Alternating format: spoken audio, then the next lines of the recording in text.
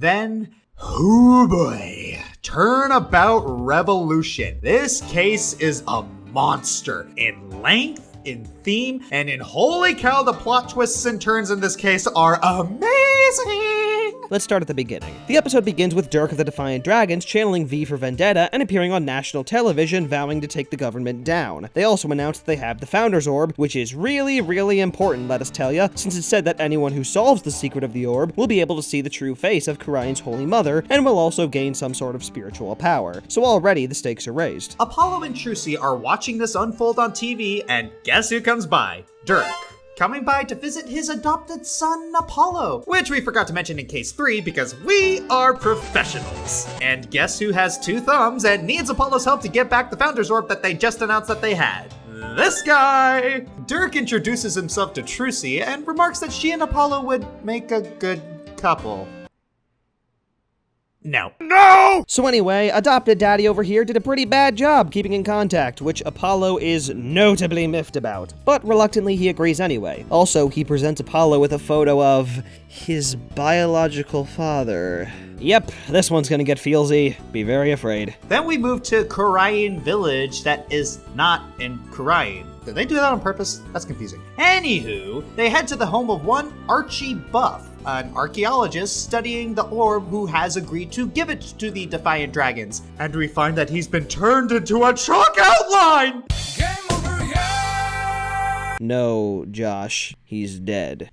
He died. And that means he can't legally give it over unless there's a written statement. According to Emma, his death was an accident. So look at that, Josh. 2 suicides in 1 game. You really believe that? No. Well, this shouldn't be too bad. It's not like anyone else is claiming to have ownership of the,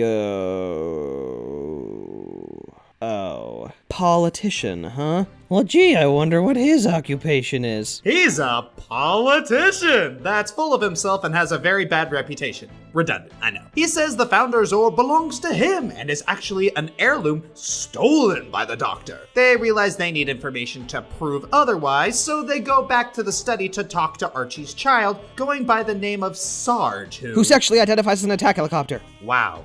That is some seriously low-hanging fruit. Don't act like you weren't thinking it. I was going to say that Sarge is an agoraphobic and is trying to cope and be brave by barking out this hilariously over-the-top military personality. Oh man, doesn't that sound familiar? It's totally different! Sarge does it through a weaponized attack drone. Whatever you say, dude. At first, Sarge is pretty stubborn about talking and finds it pretty hard to relate to them. But then Apollo remembers, oh yeah, I also have a dad that's pretty dead. And so they become besties from that point onward, and they get information that helps them locate the Founder's Orb in Mount Mitama. Wait, Mount Mitama. Initiating system 1. That's pretty much calling it Soul Mountain. The good thing about this is that it gives Apollo and Dirk some great father-son time. The downside is that they get lost for several hours. The upside is that there's a lot of great dialogue going on. The downside is they almost die. Several times. Anywho, they get back to the village and the politician says he's going to sue them for possession of the orb, and Phoenix will be his lawyer. Wait. We're going up against Phoenix, right? In court? Defending him is one thing, but facing him? This is new. This is really new. Oh yeah, this court experience is really surreal. Every time we deal a crushing blow to Phoenix via evidence, it's so satisfying to watch him squirm. I mean, no wonder prosecutors like picking on him. We also know that his confident smile is when he's bluffing through his teeth. I kind of had the opposite experience. I may not like the politician very much, but both Apollo and Phoenix are characters that I pretty much consistently root for, so being put in this situation was pretty agonizing. In a good way. Sort of. But then, this civil case about possession of an artifact quickly turns into a case of, you guessed it, murder. Yeah, remember that guy who accidentally killed himself earlier? No, he didn't. Turns out it was from a blow to the head that Phoenix kept hidden until the proper moment. Yeah, he sets up a prosecutor-level trap. I don't know how to feel about this. Yeah, seeing Phoenix be this underhanded and withhold the truth is a bit jarring. Usually we have context to his actions via his thoughts, but having no idea what's going on? This is kind of freaky. The first witness they bring in is Sergeant Buff, in an attack drone, equipped with a Gatling gun. Okay. Whips, predatory birds, coffee, marginally understandable. A f***ing Gatling gun? We've called parrots, orcas, and dead people as witnesses. This shouldn't surprise you. That's actually a fair point. Eventually, Sarge starts to become emotionally unstable and has to have a therapy session with Athena in order to calm down, which briefly doesn't work too well. Sarge almost stages a coup. Athena then uncovers that it was Sarge losing their mom in a fire that caused the development of agoraphobia. Finally, it reaches the point where Sergeant Buff decides to come to court in person and... She's so cute! Can I keep her, Wambu? Can I? She is 12, Josh. And currently missing her father, remember? You know what? I don't care. You do you. Yay! Oh, wait a minute. You said she's sexually identified as Moving on. Yeah. Army reveals during her testimony that her father tried lighting the orb on fire, which apparently actually worked. So Apollo and Athena try it out, and sure enough...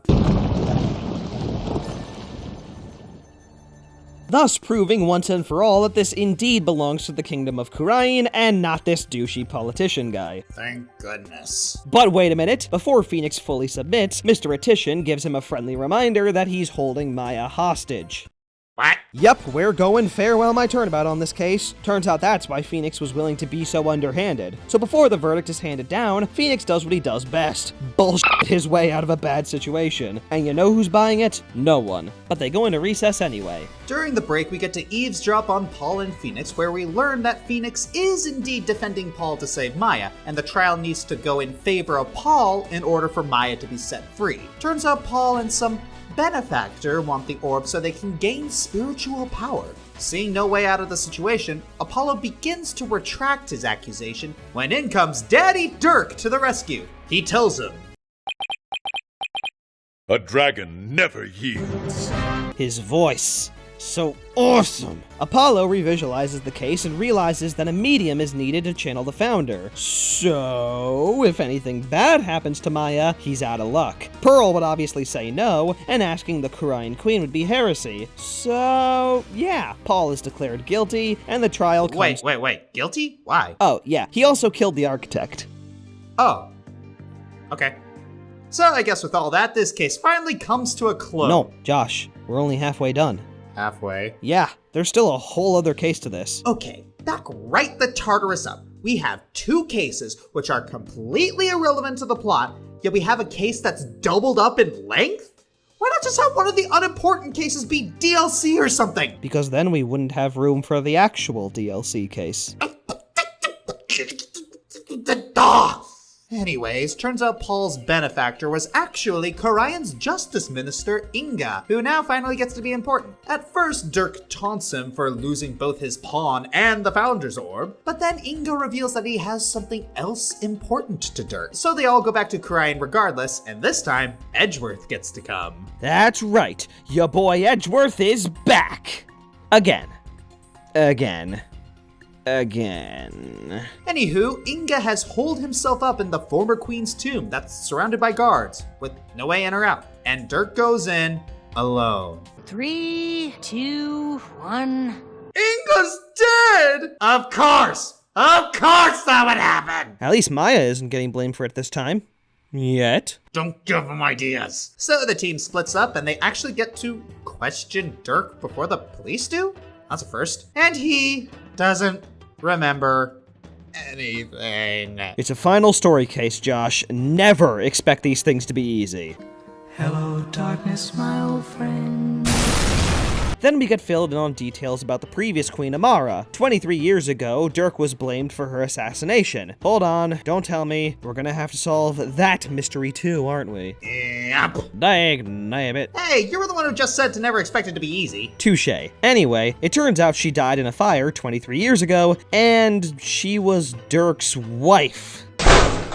First of many bombs to be dropped. Nayuta comes in, and he's naturally prosecuting. We then go through investigations in both the tomb and Inga's house, and we find some interesting evidence that even causes Rafa to go, WTF, guys? Any Phoenix Wright fan can predict that whatever these clues point to, it's gonna be big. The next day, like father like son, Apollo is being hunted down by guards for possession of the Founder's Orb. He hides out in Dirk's old office in a sewer, right under their noses, which are probably plugged. Here, Apollo learns information that he really needs Dirk to clarify. Apollo then questions Dirk and forces a little detail out of him. Amara, the assassinated queen, might still be alive. Which in Ace Attorney language means yes, she is absolutely still alive and probably in disguise. Dirk then says that he is dying, and then tells Apollo that there will be a hard truth that he'll have to come to accept later on. As in, like, a hard truth besides the part about you dying? Then we get some attempts to show Nayuta in a more positive light. He goes on this whole spiel about how he believes that Queen Amara, who is also his mother, is still out there somewhere. Meh. And funny enough, at the exact same time, Rafa's Nana, you know, her assistant that we forgot to mention until this point because we're dumb, has gone missing. I wonder if these two things are in any way connected. Rafa's Nana has gone missing. Amara might still be alive. Pizza time. Probably not. Before the trial starts, the entire country is rioting. Great, as if Phoenix and Apollo didn't have enough riding on their success. Phoenix bars Athena from participating in order to save her from being potentially killed by the Defense Culpability Act. Now, while we as fans are upset that she's getting the shaft and being even more useless, dang it, Phoenix, you are such a stand-up guy. So here we are, the final trial. Phoenix and Apollo versus Nayuta. Nope, it's Garan? Yeah, so as it turns out, Garan herself was a former prosecutor. So for this trial, she sidelines Nayuta and takes the helm instead. But first...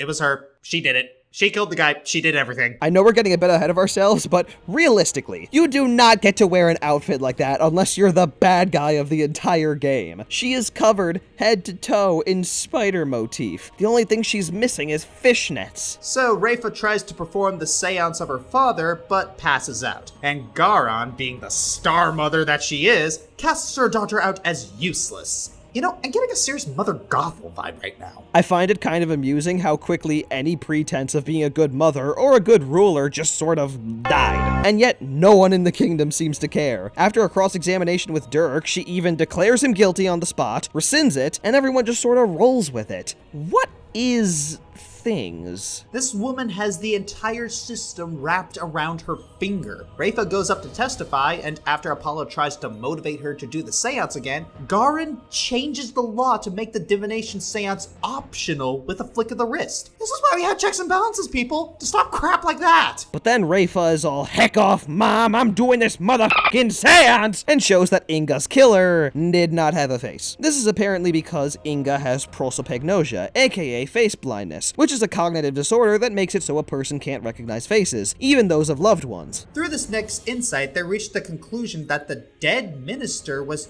channeled by another person. And they believe that the only one who could have channeled him was Maya, so now it's Maya's turn to take the stand. And do things get any better from this? No, not really. Maya didn't actually channel him. Oh. Hold it 1 second there, Wamboy. We aren't out of leads just yet. Josh, what are you doing? For you see, we may not know of any other people who can do spirit channeling aside from Maya and supposedly Garan, who has her own alibi. However, there is still one more person who could have done it. One more that mysteriously disappeared from the game until now. That person Is Nana? is Nana. Oh, I was having a moment. So Nana takes the stand, and of course she turns out to be Amara.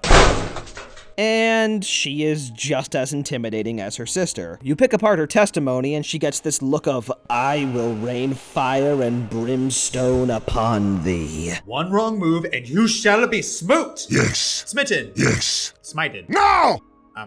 Anyway, if you think that was the only bomb to be dropped, oh, we're just getting started. Bomb number 3. Oh yeah, he dead. He dead for a while. Wait, what? How long has he been dead? 3 days. How? Maya was channeling him the whole time, because Inga shot him. Huh. Then Amara goes from this untouchable, intimidating figure to having one of the most adorable breakdowns ever, after learning that Dirk tried to cover for her. Amara almost takes the fall and is declared guilty, but Apollo and Rafa both decide that something isn't quite right, and they keep the trial going. The following testimony from Amara reveals something juicy. The photo establishing Garon's alibi wasn't her. It was actually Amara. And with this, Dirk is now innocent, and Garon has lost her alibi. Yes, Samara! Reveal the truth so that the stupidly long trial can come to an end!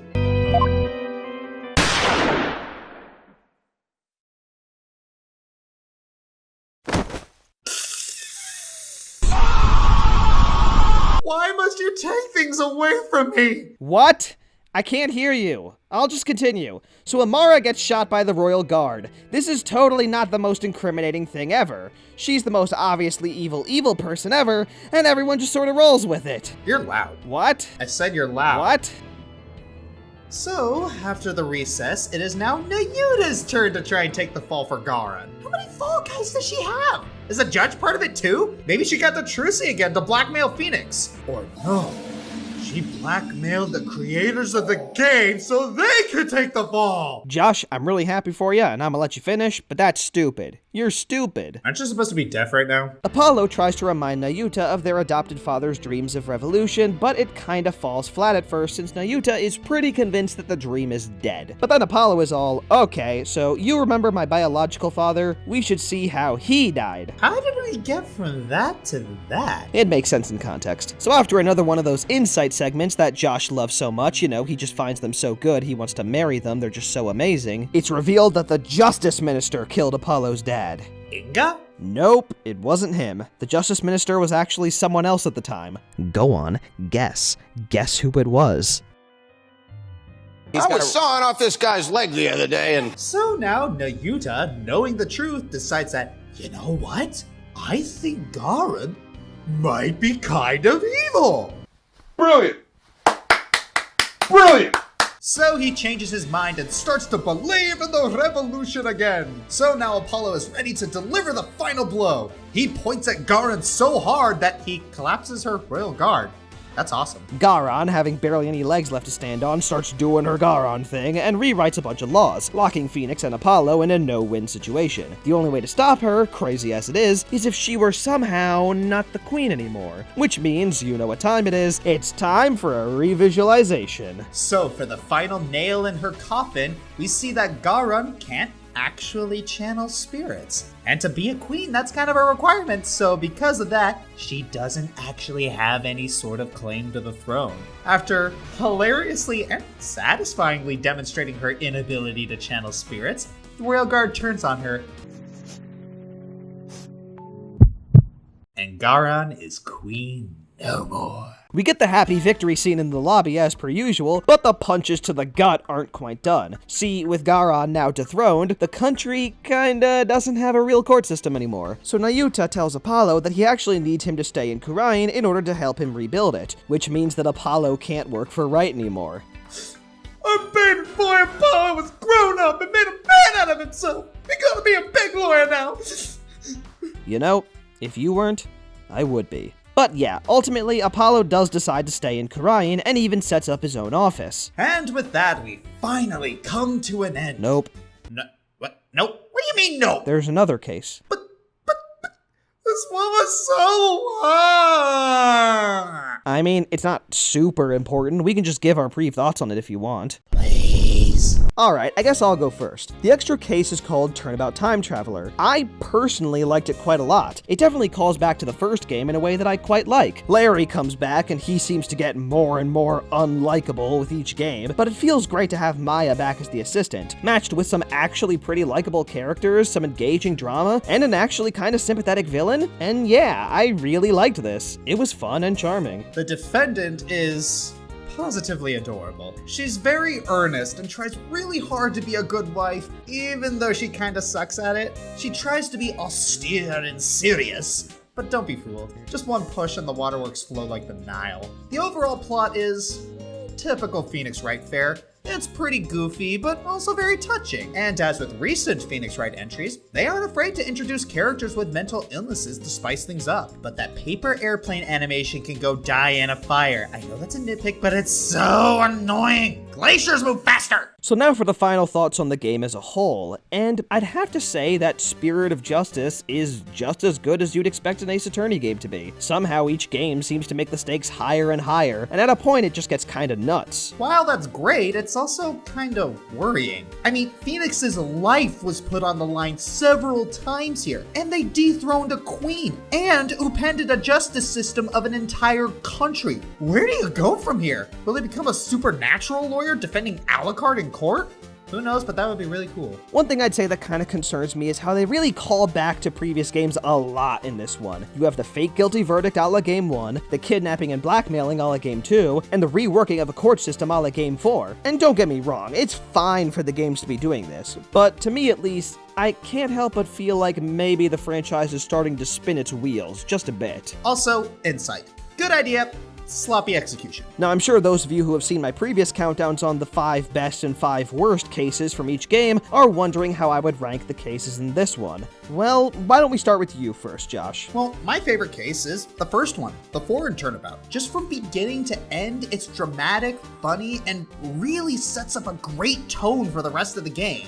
Least favorite, the magical turnabout. Totally skippable, and Turnabout's storyteller had the advantage of being purely a courtroom segment, which most will agree are the best parts of the game. For my favorite case, I think I'm going to give it to Turnabout Revolution. While I did sorta get the impression that it was rehashing a bit, it was still satisfying and all kinds of intense. I might have given it to the right of Turnabout if I didn't hate it so much. For least favorite though, just like Josh, I'm giving it to the magical Turnabout. Not a bad case by any means, but I just didn't find it all too stand out, aside from a witness that I really liked and a pretty enjoyable breakdown. I might have given it to the right of Turnabout if I didn't love it so much. Getting some real mixed messages here. I don't understand my own feelings. Nah, but actually, if I were to rank each of the cases personally, it'd probably look like this. And we are done. Josh, you okay? Don't pick me up. Just leave me. Okay then.